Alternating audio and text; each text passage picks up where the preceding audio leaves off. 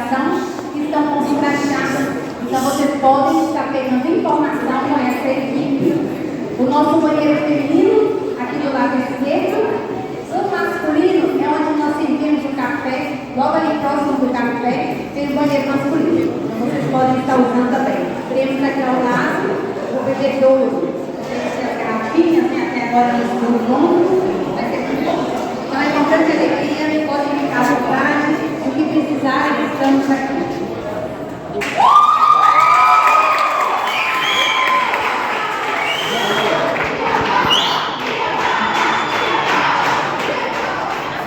Bom dia a todos!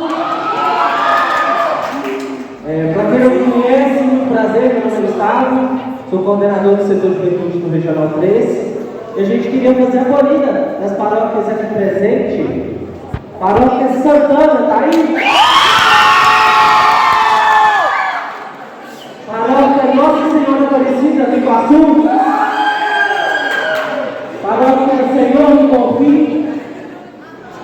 Paróquia Cristo Libertador. Paróquia Cristo Rei. Tem alguém? Não?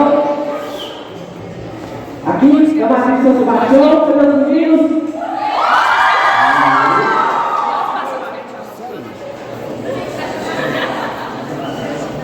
São Pedro do Limoeiro.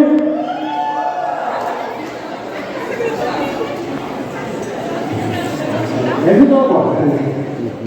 Nossa Aparecida, Nossa Senhora das Dores, Coronel Luciano. Tem alguém? Nossa Senhora da Piedade, Belo Oriente. Aí, gente. Sagrada Família, Patinga. São Francisco Xavier. São Francisco de Assis. São José Operário.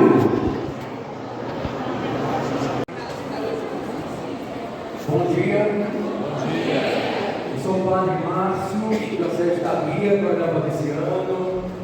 Sou reitor do seminário, moro em Belo Horizonte, como seminarista da Diocese. Estão chegando aqui, alguns já estão, outros estão lá a caminho. E eu quero falar um pouquinho da vocação do padre. A primeira vocação que nós vamos falar aqui nessa manhã. Vocês sabem que vocação é chamado e a vocação é sempre para um serviço. A vocação nunca é para nós mesmos, é sempre para o outro. Esse é o sentido verdadeiro da vocação. É um chamado de Deus para o serviço ao próximo. Então a vocação do padre é essa vocação a serviço, né, da santidade. A vocação do padre está a serviço, né, do povo de Deus, da fé do povo de Deus. A base, vamos dizer assim, a espiritualidade do padre diocesano é a caridade pastoral. Nós então mergulhamos o trabalho pastoral dentro de uma paróquia, nas atividades, né, pastorais de uma paróquia, a serviço do povo de Deus, para a santificação do povo de Deus. Então esse é o trabalho do padre. O padre, ele tem uma vida toda voltada, né, para o povo de Deus. No dia da nossa ordenação, nós nos consagramos a Deus para o serviço ao povo do Senhor.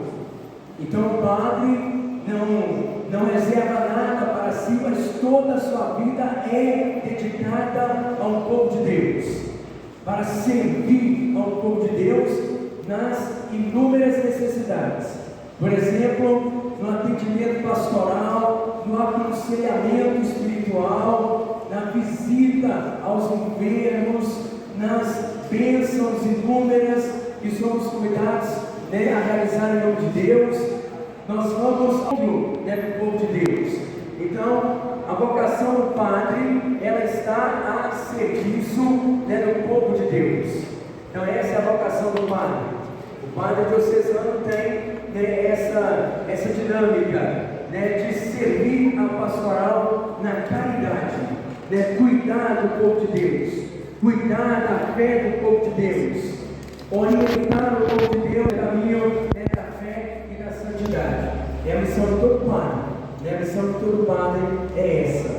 Então, refletir sobre a vocação do padre é refletir sobre esse serviço, a dedicação ao povo de Deus.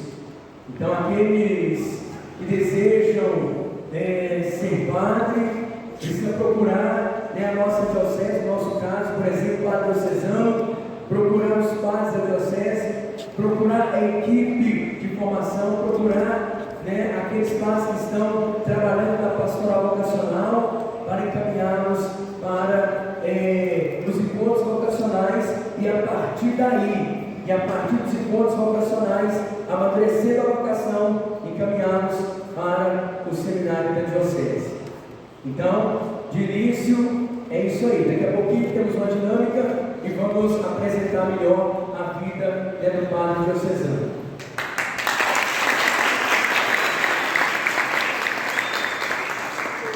E por que nós estamos fazendo isso? Hoje, este encontro, ele é para abrir o mês vocacional para o Jubileu da Juventude. Então, nós trouxemos aqui para apresentar para vocês os vários diferentes modos de você servir a Deus dentro da Igreja Católica, sendo padre, sendo leigo, consagrado, religioso. E agora eu gostaria de chamar o padre aqui da paróquia, o padre Cláudio, para estar dando a palavra.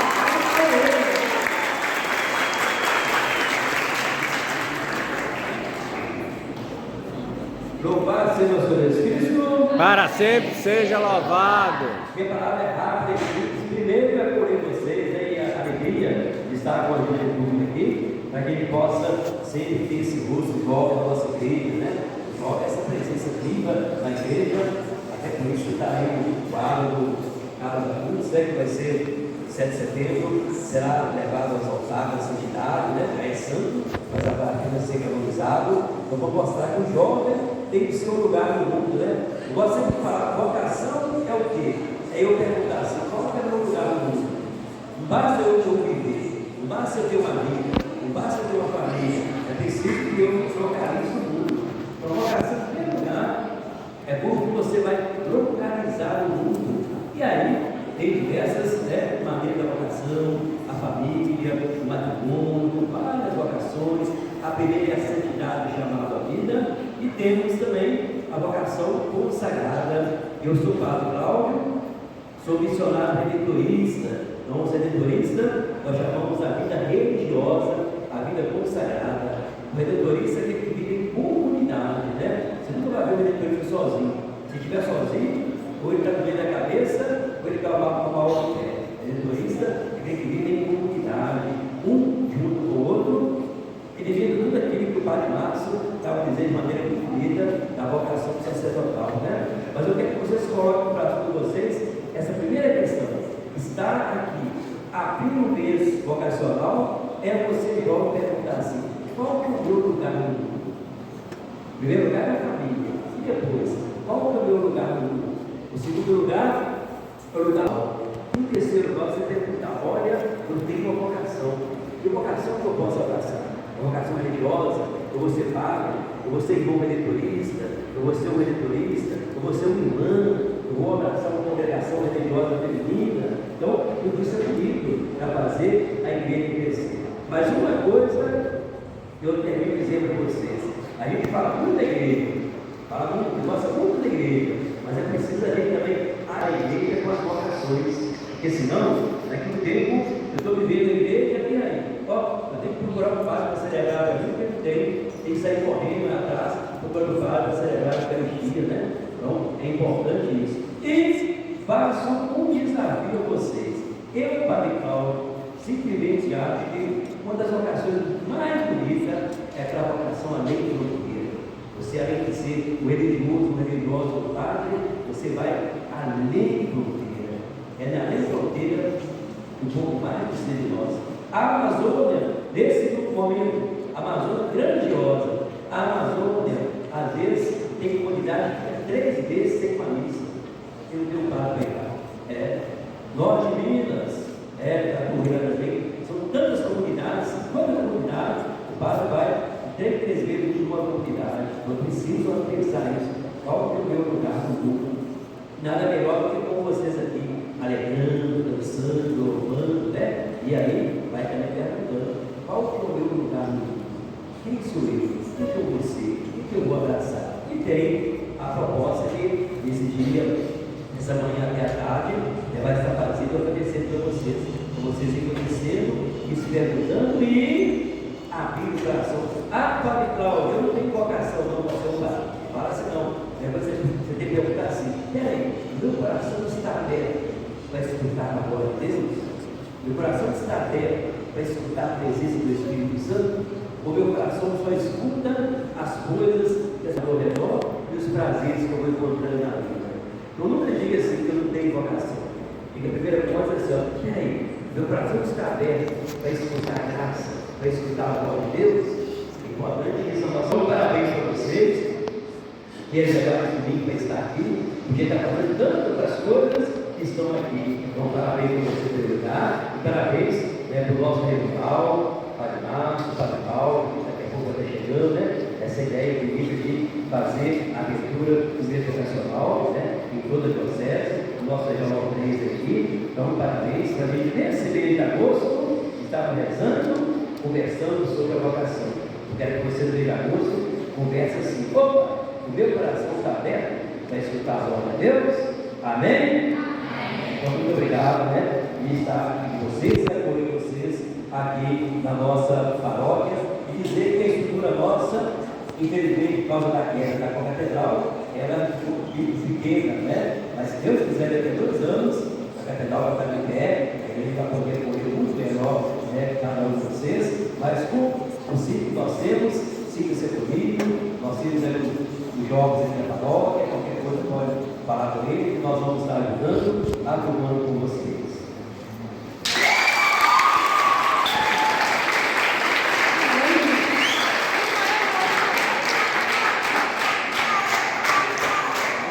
Agora, para esse convocações, gostaria de chamar aqui agora a comunidade Cordeiro de Deus, representando as vocações eleitas consagradas, né? E eu também quero dizer, nós vamos falar um pouquinho, né, da nossa vocação, da nossa vida.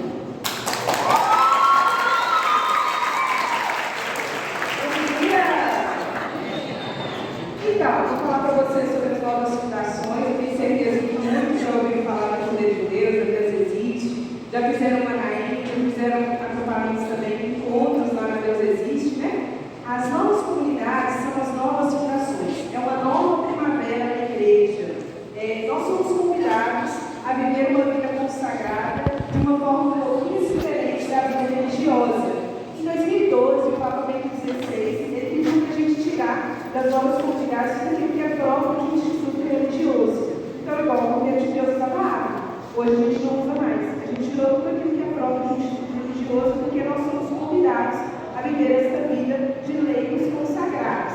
Então, nós deixamos tudo, deixamos a nossa família, deixamos o emprego, deixamos tudo para viver para a evangelização, para servir a Deus com o carisma que o Senhor nos confiou. Cada nova fundação, cada nova comunidade tem um carisma específico, que é convidado a viver este carisma na igreja e a servir a igreja. Nós servimos nas paróquias, nós ajudamos, né, em diversos encontros de evangelização. A comunidade Cordeiro de Deus, o nosso carisma é vivência concreta do amor e da misericórdia. Nós somos convidados a viver a página evangélica do bom samaritano, que é passar, cuidar daquele que está meio louco, cuidar das suas feridas, levar para a hospedaria e pagar a mais. Então, o nosso carisma é esse, o nosso trabalho é esse. O nosso trabalho de evangelização se dá como? A gente faz retiro para jovens, a gente faz encontros, nós participamos de encontros para casais. Nossa comunidade, nós temos os 3 estados de vida. Quais que são os estados de vida? Nós temos o matrimônio, que são pessoas que se conheceram na comunidade, se casaram, ou casais. Nós temos o celibato, que é o meu caso, eu sou celibatário. Eu abri mão de um matrimônio, de viver uma vida matrimonial com alguém, para me ofertar inteiramente pelo reino dos céus. Então eu vivo celibato, eu oferto a minha castidade para Deus. E temos também, futuramente, se Deus quiser, nós teremos também sacerdotes. Isso está no coração de Deus, isso está se dando aos poucos, e no tempo certo Deus vai prover os sacerdotes dentro da comunidade Cordeiro de Deus. Então as novas fundações é mais abrangente um pouco assim, da vida consagrada. Nós temos os 3 estados de vida, nós temos comunidade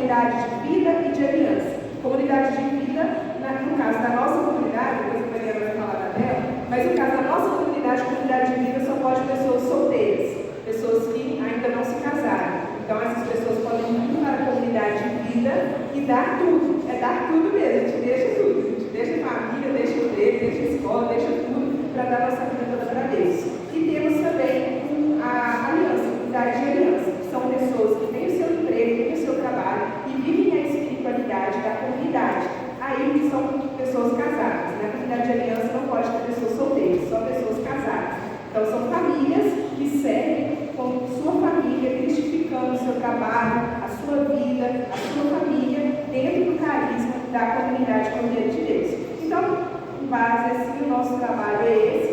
Esse é o trabalho também das novas fundações, que normalmente é a comunidade de vida e de aliança. E nós servimos a igreja. Onde eles nos chamam, nós vamos lá para poder evangelizar e para anunciar a verdade de Jesus Cristo.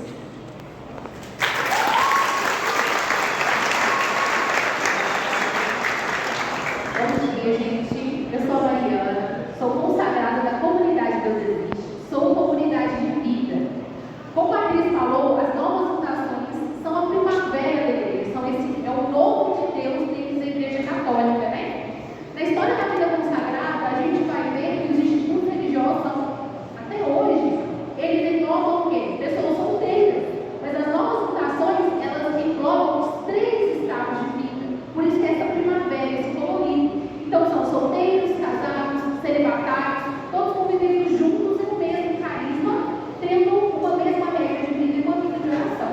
No caso da comunidade que existe, nós temos comunidade de vida e de aliança, porém, a nossa comunidade ela está aberta para solteiros na comunidade de aliança, tanto casados, e na comunidade de vida também, solteiros e casados, né? Eu sou vida, mas todos esses meus irmãos aqui, dá um oi pra eles, gente, são irmãos da comunidade de aliança, né? São jovens que querem se dedicar, querem consagrar a vida a Deus, né? O padre falou muito bem aqui, qual é o meu lugar na igreja, aquilo que Deus me chama, né? O nosso carisma é amar a igreja como Cristo ama. A nossa página do Evangelho é de João 21, onde Cristo chega para Pedro e pergunta: tu me amas? Apacenta as minhas ovelhas. Então essa também é a nossa missão, apacentar as ovelhas da casa do Senhor. Nós promovemos encontros de cura interior, nós promovemos encontros para jovens, promovemos encontros para adultos, para casados, porque esse é o nosso papel, é a nossa missão, apacentar todos, né? Desde as crianças, que a gente faz encontro para criancinhas, até os idosos. Mas para quê? Para inserir quem passa por nós na igreja novamente, né?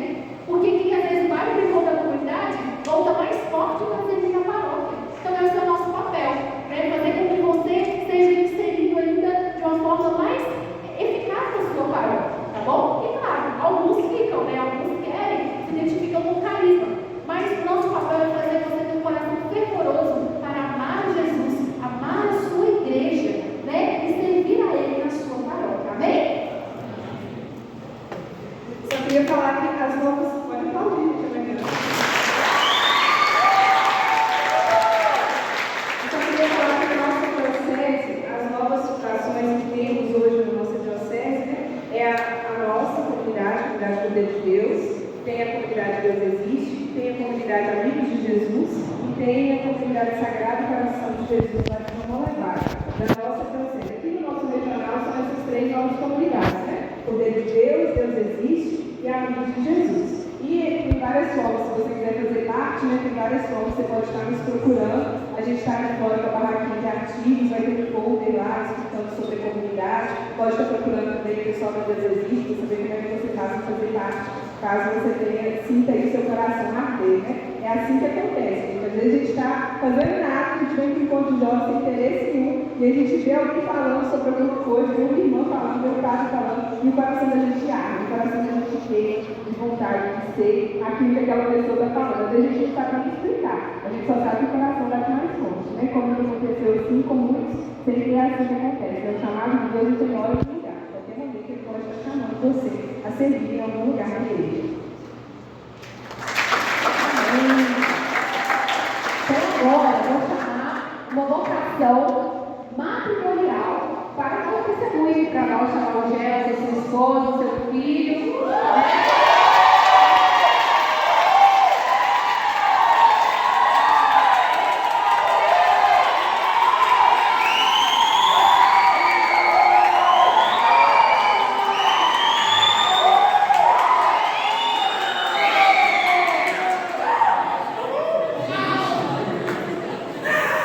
Bom dia, juventude. Eu sou o Gelson, essa é minha esposa Cássia, esse é o nosso filho João Carlos, nossa noiva Barata em Santana, lá em Santana do Paraíso.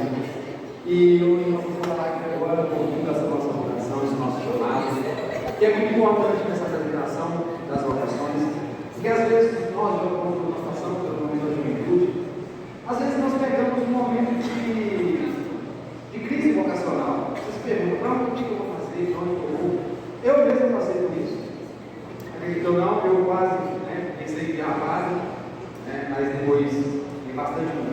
tal, que não era essa a minha vocação. Então, esse chamado que nós ouvimos do Senhor é algo que é muito importante para a gente, porque o chamado à vocação matrimonial nos torna, junto com Deus, co-criadores, né? Porque o matrimônio, uma das razões dele, está aberto à vida. Né? Nós temos aqui um Carlos, alguma autorização? Não, aqui tem. Então, é um processo, como o Papa Francisco falou em seus documentos, é um processo de construção diária, em que um se entrega totalmente ao outro, como o Padre falou no início, é um casamento para serviço, estar sempre disposto, não só quando eu quero, mas eu também tenho que colocar em mente que tem mais uma pessoa dentro de casa e colaborar.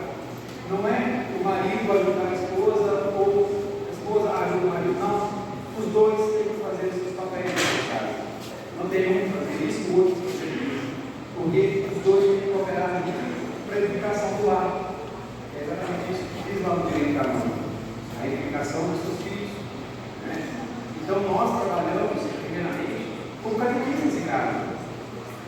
Porque não basta a gente querer, meu filho foi para a catequese e vou você saber rezar com Maria. Não, não é tudo catequismo. Nós, os pais e mães, somos os primeiros catequistas da criança. Né? Então cada um deve se empenhar no seu papel e se entender, né, edificado. A colaboração do reino de Deus.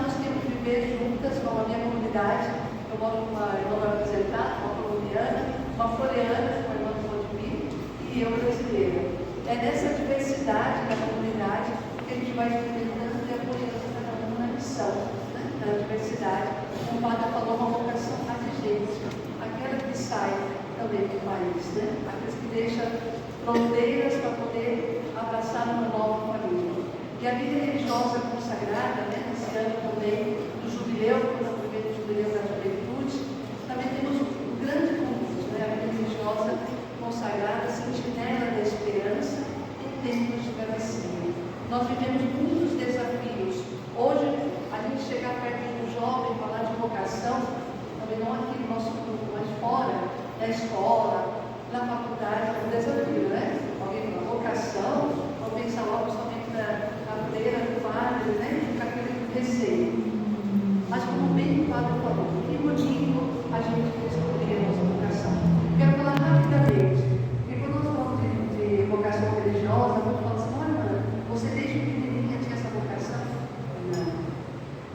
falo assim, eu vejo vocês hoje, eu vejo que alegria termos amigos na fé, como fala Santa Teresa, né?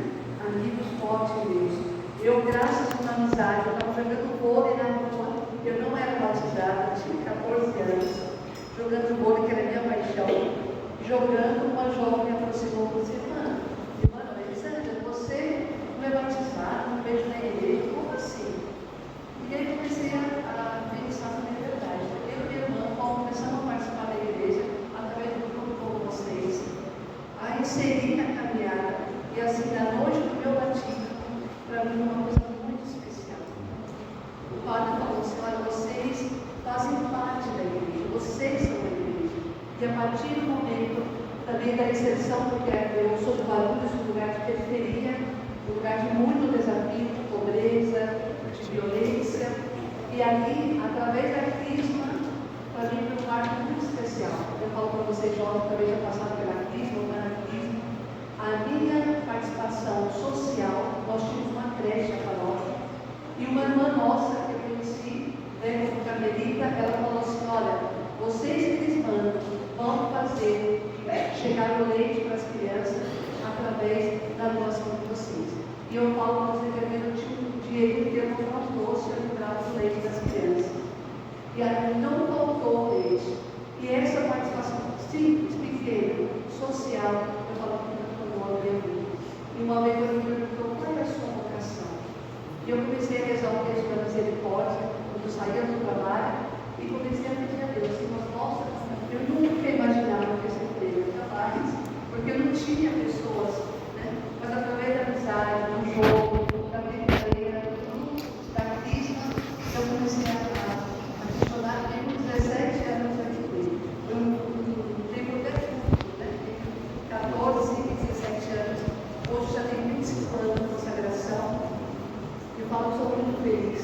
Então, encorajo vocês, jovens, né? Independente da vocação de vocês, que vocês possam descobrir, né, a importância do sim de cada um de vocês na sociedade.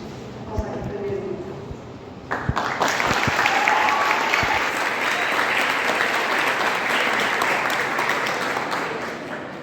Bom dia a todos. Meu nome é Leide, sou carmelita missionária também e sou colombiana. Moro há 7 anos no Brasil, especialmente na região de Minas Gerais, na cidade de Petim. Muito feliz de estar hoje aqui junto com vocês. Nós, como carmelitas missionárias, vivemos essa espiritualidade linda, bela, profunda, um legado inspirador de Santa Teresa, São João da Cruz, Santa Teresinha, nosso fundador, Padre Francisco Palau. E somos chamadas a ser sinais de comunhão e de esperança nos contextos onde nos encontramos. É uma grande alegria poder atravessar a fronteira e conhecer outras culturas, outras pessoas e saber que todos somos irmãos e irmãs. Somos chamados a viver essa mensagem social, a fraternidade que transforma as diversas realidades do mundo.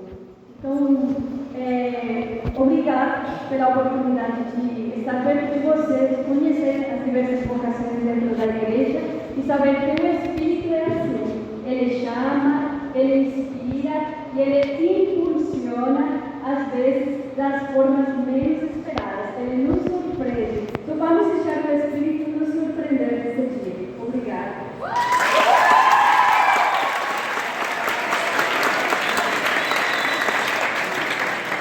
Amém. E agora, para fechar, o jornalista também tem que falar, né? Então, vem, gente, vamos. Aê!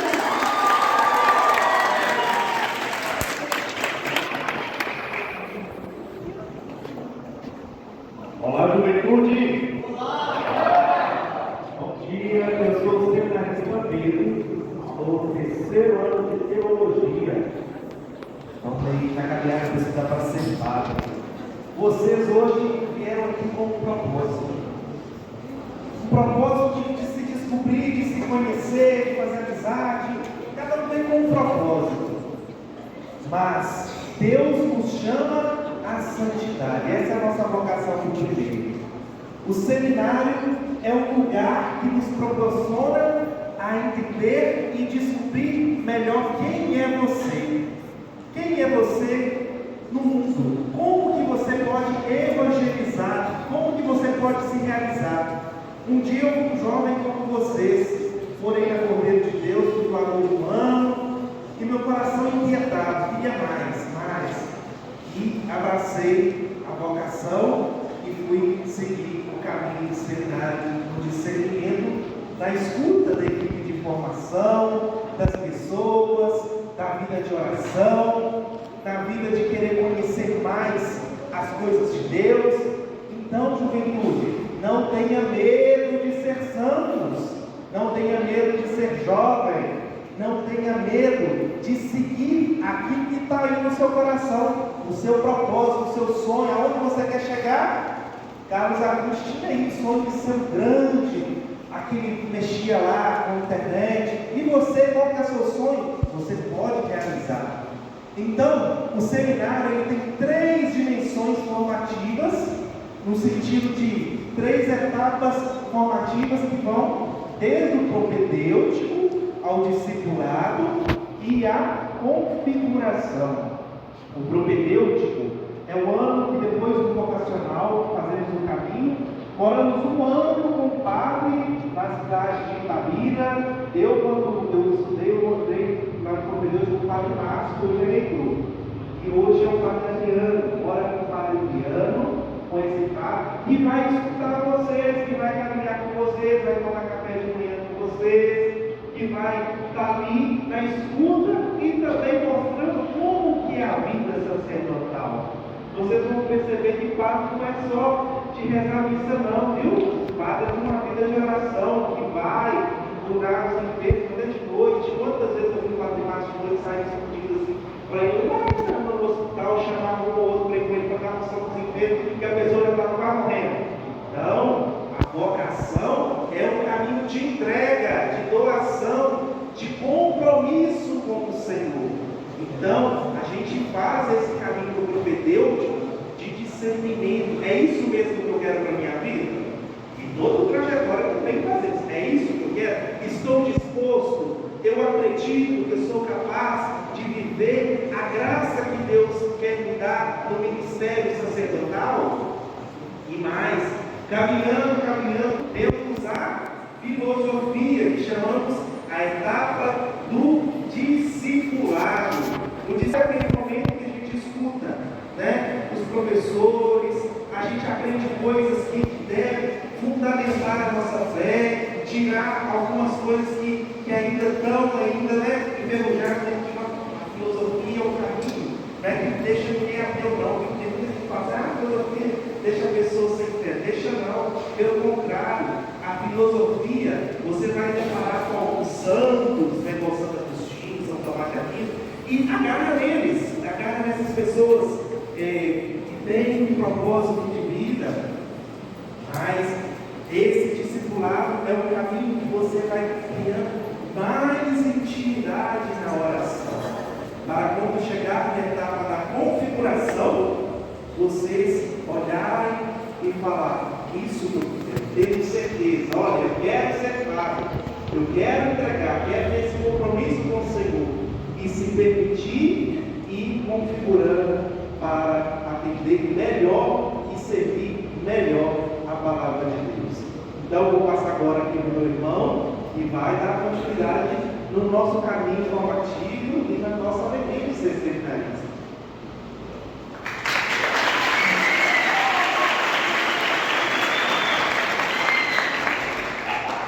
Bom dia, povo de Deus. Bom dia. Fica desperto comigo. É o seguinte, eu vou falar a respeito das 5 dimensões formativas do seminário, mas não só para nós, acho que eu vou falar todas as ocasiões que foram faladas hoje. E quando falar sobre isso, eu vou usar o exemplo de Moisés. Vocês conhecem Moisés da Bíblia, sim ou não? Sim. Para ficar mais bonito, vai responder assim. Sim, tio Wellington. Vocês conhecem Moisés da Bíblia? Muito bem! O que acontece? Moisés, ele fez uma experiência com Deus, mas uma experiência que ela passou por 5 dimensões na sua vida, que são as dimensões que nós vivemos. A primeira coisa que aconteceu com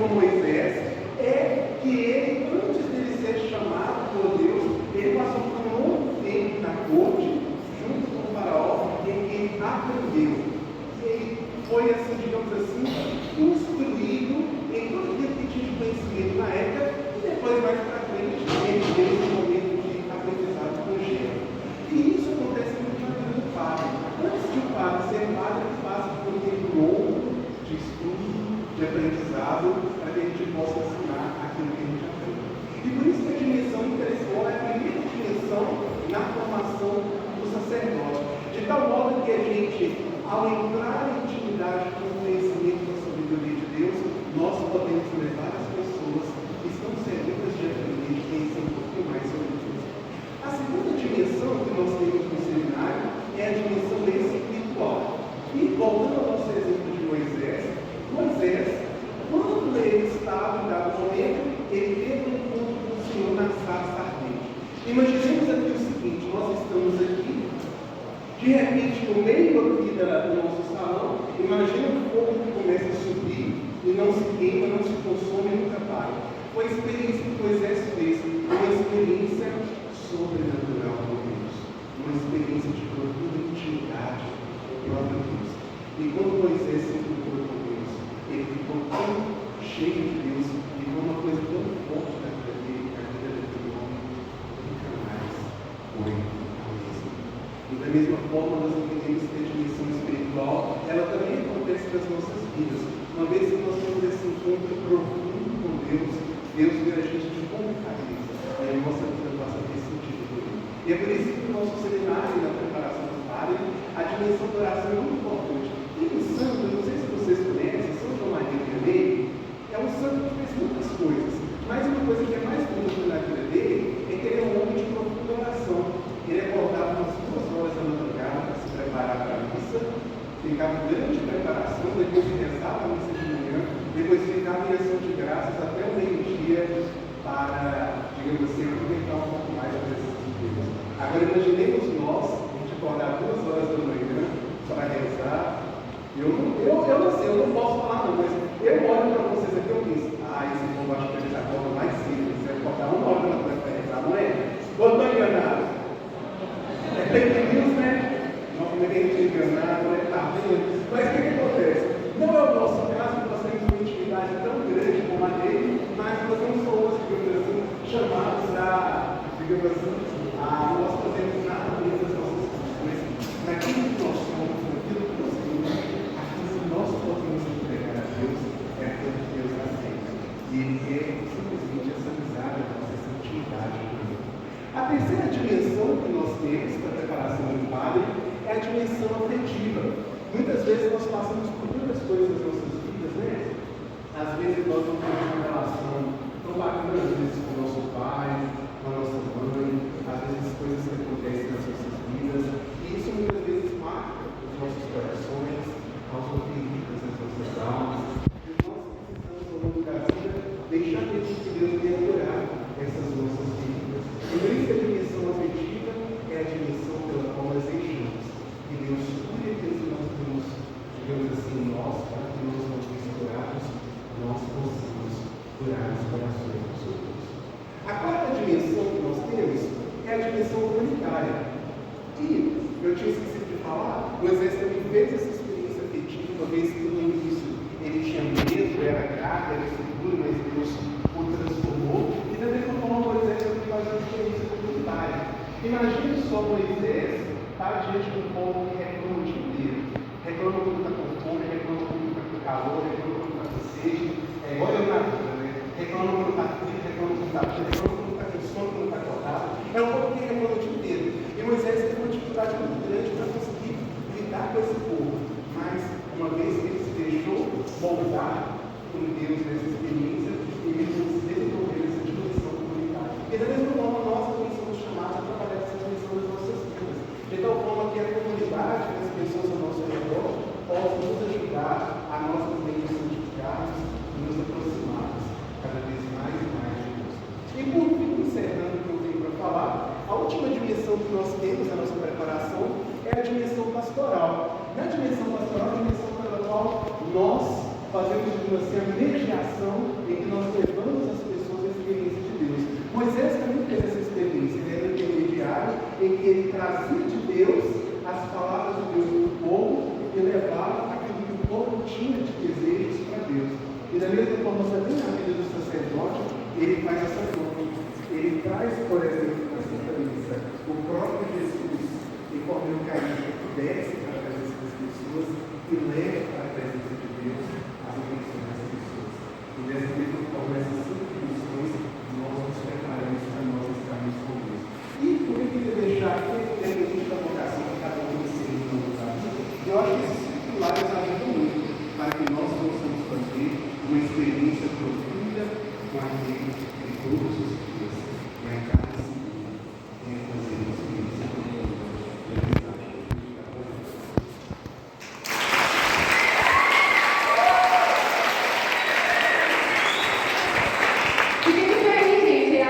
seminaristas, olha lá, gente, nossa, vamos aplaudir também.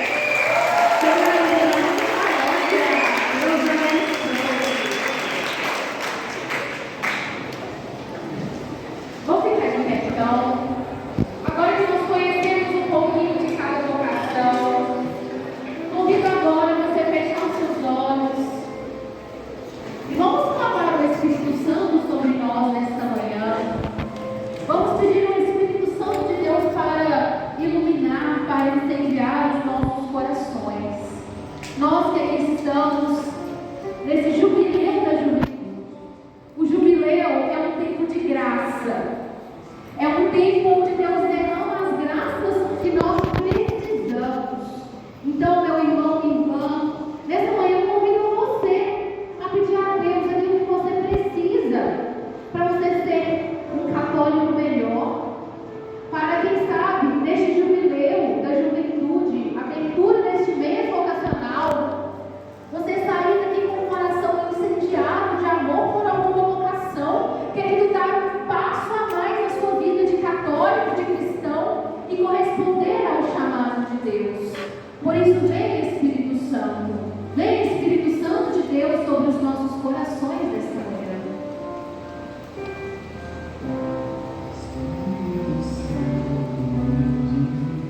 Se você sabe, pode cantar essa canção. Espírito Santo, Espírito Santo, vinde orar em mim, orar em mim. Mais uma vez, Espírito Santo,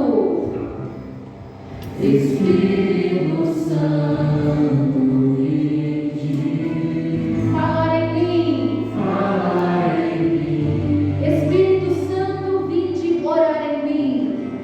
Espírito Santo, vinde orar em mim, vinde curar, vinde libertar Nossos corações, de toda opressão, e transformar, incendiar, traz fogo do céu, este lugar. Agora com seus braços estendidos, incendeia a minha alma. incendeia a minha alma, Incendeia. incendeia a minha alma, incendeia minha alma. Senhor, pode ser melhor. Incendeia a minha alma. Incendeia a minha alma, incendeia a minha alma, incendeia a minha alma, Senhor. Agora eu convido você a colocar a mão no seu coração e consagrar o seu coração, consagrar a sua vida ao Senhor. Jovem, o seu coração não pode ser desperdiçado. Pelo batismo nós somos consagrados a Deus. Você já é um consagrado a Deus. Então, nessa manhã, renove essa sua consagração ao Senhor, entregando a sua vida, entregando o seu coração, entregando a sua história. Entregue tudo nas mãos de Jesus. Às vezes você se encontra ansioso para saber o futuro, querendo saber aquilo que Deus tem para você, mas consagre o seu agora para Jesus. Permita que Jesus faça parte do seu hoje, porque o amanhã Jesus já está cuidando, Jesus já está zelando. Por isso, Senhor, nós nos consagramos nesta manhã, consagramos o nosso coração, este coração que muitas vezes se encontra ansioso, Jesus. Colocamos ele, Senhor, ao teu serviço, à tua disposição. E ergue as suas mãos agora e imagine agora que você está dando para Jesus como um ato de sua entrega. Ergue as suas mãos e como se você estivesse entregando para Jesus a sua vida.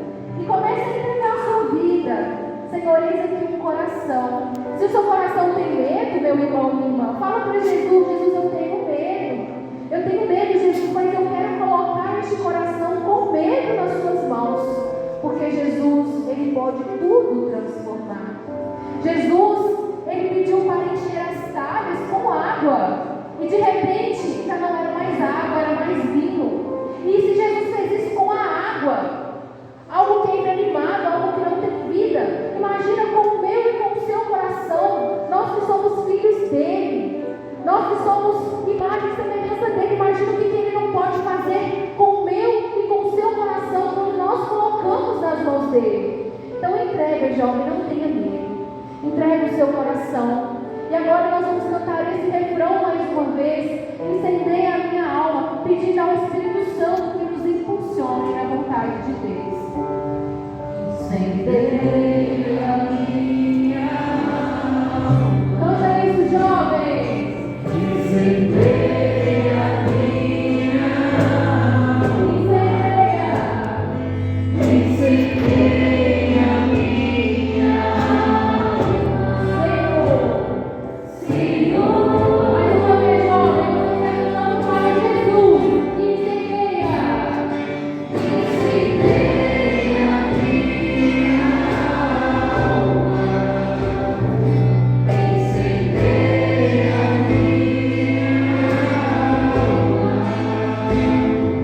Incendeia a minha alma. Senhor. E agora nós nos consagramos, renovamos a nossa consagração. Convido agora o Gustavo. O Gustavo vai se apresentar, vai falar um pouco dele. Mas eu convido vocês a estender suas mãos e rezar uma Ave Maria para o Gustavo, para que Nossa Senhora esteja com ele durante esta fala, durante este momento, para que o Gustavo seja mesmo esse transmissor da palavra, daquilo que Deus já plantou no coração dele. Ave Maria, cheia de graça, o Senhor é convosco. Bendita sois vós entre as mulheres, bendito é o fruto do vosso ventre, Jesus.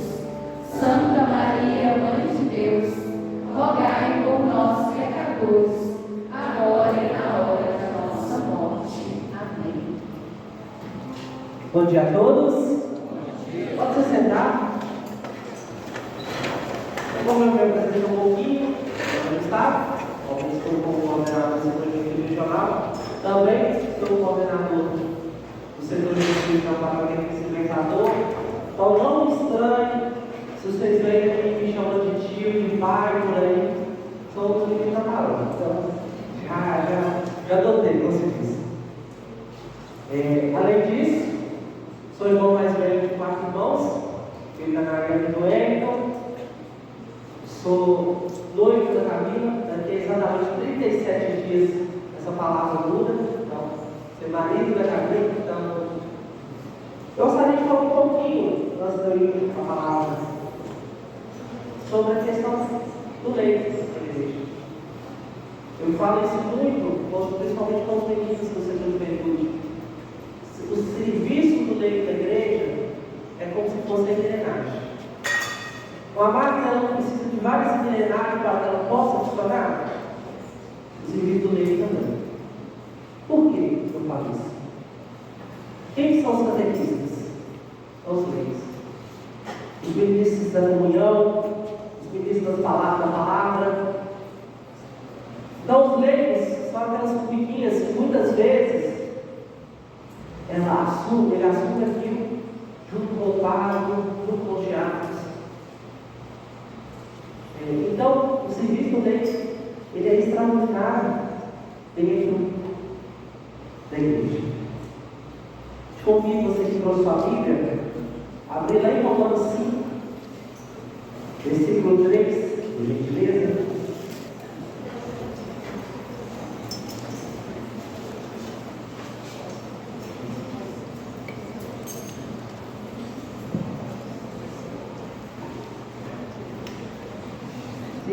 Versículo 3. Romanos, capítulo 5, versículo 3.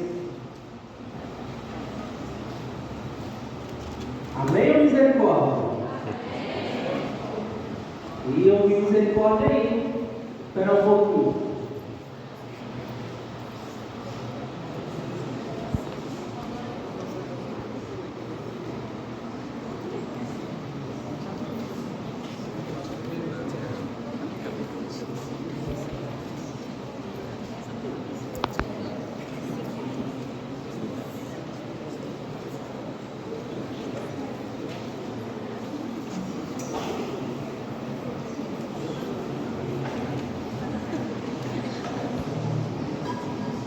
Versículo 3: e não só por isso, pois nós ufanamos também nas tribulações, sabendo que a tribulação gera a constância. A constância leva à virtude provada, e a virtude provada desabrocha a esperança. E a esperança não decepciona, porque o amor de Deus foi derramado em nossos corações pelo Espírito Santo que nos foi dado. E a gente vai um pouquinho mais para frente, lá em Romanos 12, versículo 9, umas páginas para frente, para a gente completar. O amor seja sincero, detestai o mal, apagai o seu bem, com amor fraterno, vos uns aos outros, com plena afeição. Então, revitalizando as atenções recíprocas, sede zelosos e diligentes, fervorosos do Espírito Santo e servindo sempre ao Senhor, alegres da esperança e da tribulação, perseverantes na oração, mostrar-nos solidários com os santos em suas necessidades, prosseguir firmes na prática e na hospitalidade. Amém? Amém. Lá no início, olha para você ver o que essa carta vem dizer. Eu vou fugir do português bonitinho, brigadão pelo horário. Eu tenho 40 minutos de celular desperto aqui no bolso. Eu vou utilizar um português claro e direto. Essa carta vem dizer o seguinte: o sofrimento ele se faz necessário para nossas vidas. A tribulação se faz necessária nas nossas vidas. Quando a gente pega toda a história da Bíblia, a gente vai pegar sofrimento de pessoas, certo? Os santos, os profetas, todos aqueles que estão na Bíblia, eles sofreram em um determinado momento. E essa carta vai dizer o seguinte: o sofrimento ele é necessário para que vocês sejam pacientes, para que vocês saibam esperar. Então, você pega o sofrimento lá, então você precisa passar por esse sofrimento, e esse sofrimento ele vai te levar à constância. O que é a constância? Está difícil, minha vida está dando tudo errado, minhas notas na escola estão ruins, eu fui mandado embora do serviço, lá em casa com uma briga. Mas calma, vou continuar em oração, porque o meu Deus é um Deus impossível. O sofrimento, então, ele te leva a você ter essa constância de oração. Quem que já ouviu falar daquele famoso católico que só reza na hora do desespero? Na hora que está passando aperto, porque vai repetir de ano, que a nota está ruim, porque está na beira de ser mandado embora do serviço e tem muita conta para pagar, aí começa a rezar novena de santo, não sei o quê, de um outro santo. Não, porque fazer novena de coisa maravilhosa. Parar e falar, estou vendo. Pega meu caminho porque meu avô está sentindo amor que ninguém explicava do nada e corre para o hospital. Aí você imagina o Gustavo sair lá do Canadá em Patina, até no nosso milhão, não existia sinal, não existia quebra-mola, não existia nada, porque ali no carro estava um dos bens mais preciosos que eu tinha. Fui. Chega no nosso cunha, faz exame daqui, faz exame dali, cega, não entende, faz, o médico vira assim, ó, último exame que eu tenho que fazer, isso ele falou 2 horas atrás, o último exame que eu tenho que fazer é a biópsia para a gente ver se é o câncer. Eu falei assim, não, eu vou não ter isso, não, eu vou nem ver com pressão e cobra, salva de som, salva de ferro. Não, você está doido. Aí o médico falou, vamos fazer a biópsia para a gente ver. Foi lá, coletou, veio bonitinho, mandão. Na terça-feira, chego no estado positivo. Eu vou ser estou no estágio terminal. Não tinha mais muita medicina a fazer. O médico chegou para mim, eu lembro que o meu mundo naquele momento ele caiu. Porque o médico chegou para mim e disse, olha, da família eu percebi que você é o mais forte, então eu vou conversar com você. Porque minha mãe estava desesperada, minha tia, aquele choro ia danado, meu tio é igual a moça, você olha para ele chorando. Então, você diz, eu tinha que aguentar a bronca toda ali. O médico falou assim, olha, infelizmente não tem o que a medicina fazer. Estamos entrando no tratamento para amenizar a dor para ele não sofrer, mas não passa dessa semana. Aí você imagina, você tem um apego de uma pessoa que te criou, que meu avô me criou, minha mãe me teve com 14 anos de idade, meu pai tinha 16, meu avô pegou literalmente a responsabilidade e me criou, era meu avô que me dava tudo. Eu lembro que na minha formatura do terceiro ano, a gente tinha a opção de escolher quem ia entrar. Minha mãe me botou uma altura comigo porque eu falei que eu queria que meu avô entrasse. Eu não aceitei outra pessoa entrar comigo. E você está ali, você perde o chão. Meu Deus do céu, e agora? O que eu faço? O que eu faço?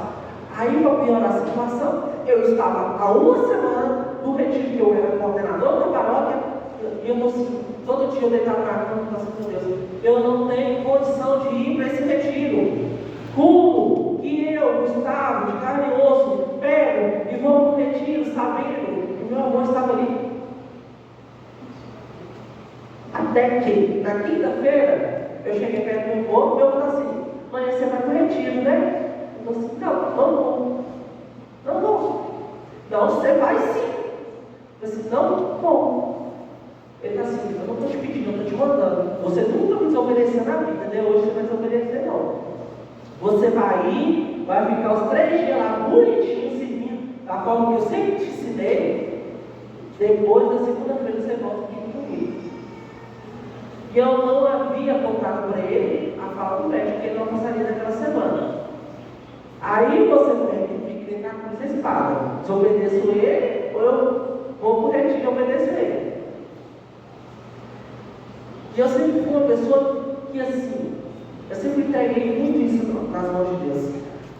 Eu fui e falei, disse, olha, amanhã é sexta-feira, amanhã tem confissão na paróquia, eu vou no primeiro horário, eu vou sair para às 7 horas da manhã, se eu preparar, e ele vai me entender.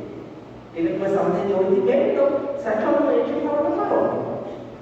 Sem que ele entrar no passado e entendeu. O padre virou para assim, você não confia no seu Deus, não?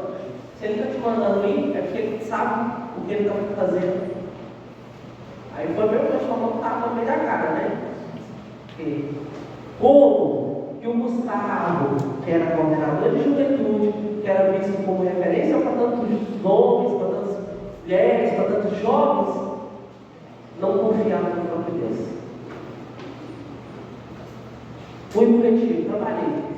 E eu falo que sobre a Gabi também testemunha que qualquer intervalo que eu tinha, eu ia no canto chorar sozinho. O celular não saía da mão, porque se tocasse a qualquer momento, eu pegava meu carro e saía com alguém. Terminou o retiro, fui embora e fui ficar com ele no hospital. E essa peleja durou mais uma semana. Foi quando meu avô, no sábado, virou para mim assim, olha, você fala tanto de casar com a Camila, por que você não casou com ela até hoje? Eu disse, avô, faça isso agora não, espera um pouquinho. A gente já tinha feito um plano, já tinha marcado a data e tal, mas eu não havia comprado aliança de ouro e era dividido para todo mundo. Já tinha conversado com os pais dela, já tinha conversado com meus pais, todo mundo apoiou, mas não tinha aquele trem oficial. Era eu e ela sabendo que nós éramos dois e dando-se o resto. Eu vou assim, não foi esse ponto que eu criei, não. Você vai pegar, vai comprar a aliança bonitinha e vai vigiar no casamento. Eu não tenho que entregar isso para ele.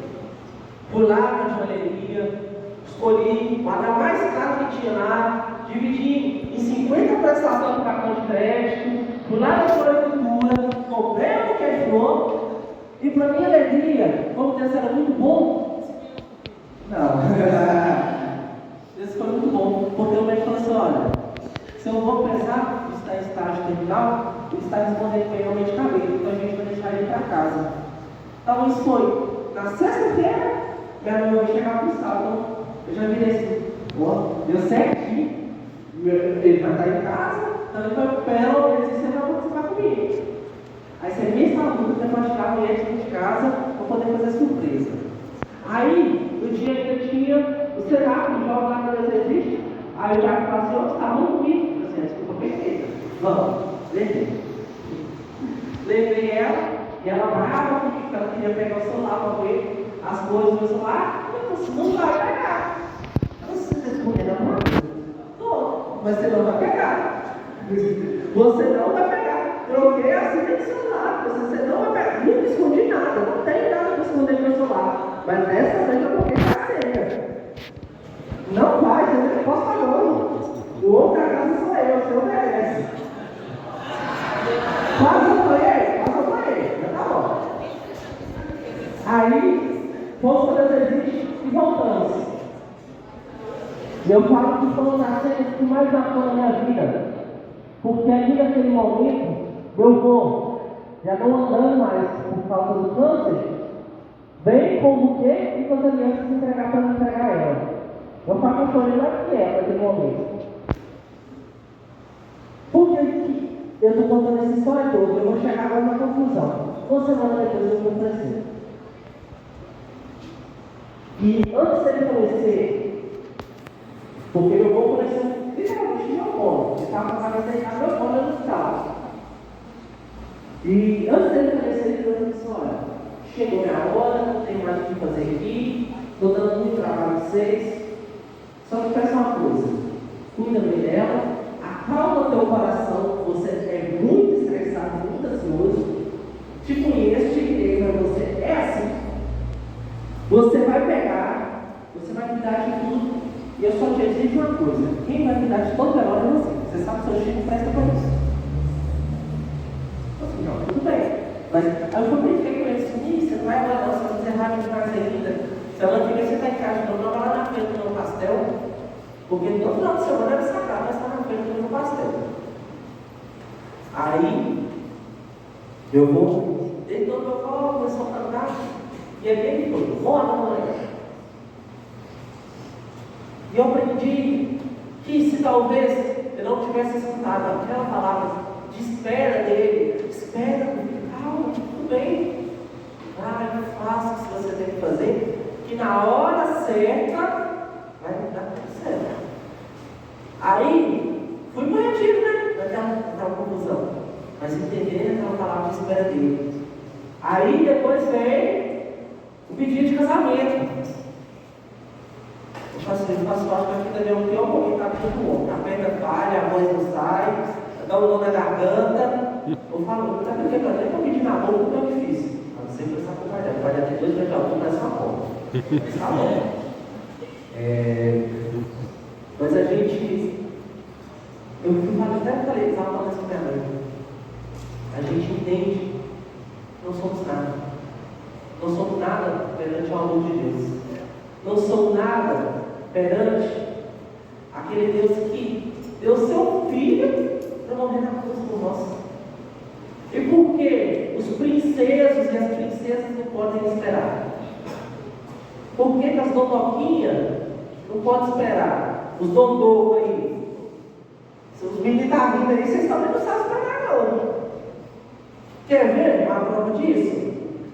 Quando você está postando uma menina, vou colocar um exemplo disso, os meninos. Aí a menina não está te dando bola. Você vai insistindo até ela chega, né? Quando as meninas estão firmes ainda aí, Vai insistindo até falar que chega, né? Fala comigo, porque eu insisti na cabeça durante 6 meses direto. Eu estava sofrendo, cara. Mas se você aceitou pelo amor, você aceitou pelo ódio. Então, os planos de Deus são muito maiores para nós. Deus muitas vezes vai te tirar do comodismo da sua vidinha, vai te dar algo maior. Deus vai te tirar lá do conforto da sua casa, vai te dar algo maior. Deus vai te tirar você do conforto do seu serviço, da sua escola. E eu levo isso para mim. Porque eu fui conhecer minha noiva a 215 km de distância.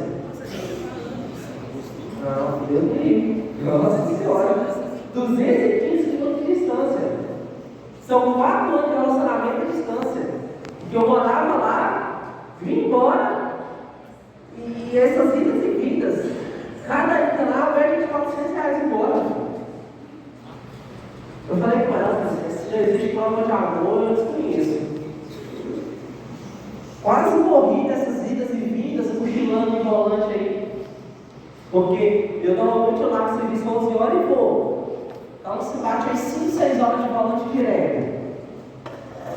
Aí você deixa o carro no mecânico e fala pro mecânico, faz tudo o que tiver que fazer, pelo amor de Deus.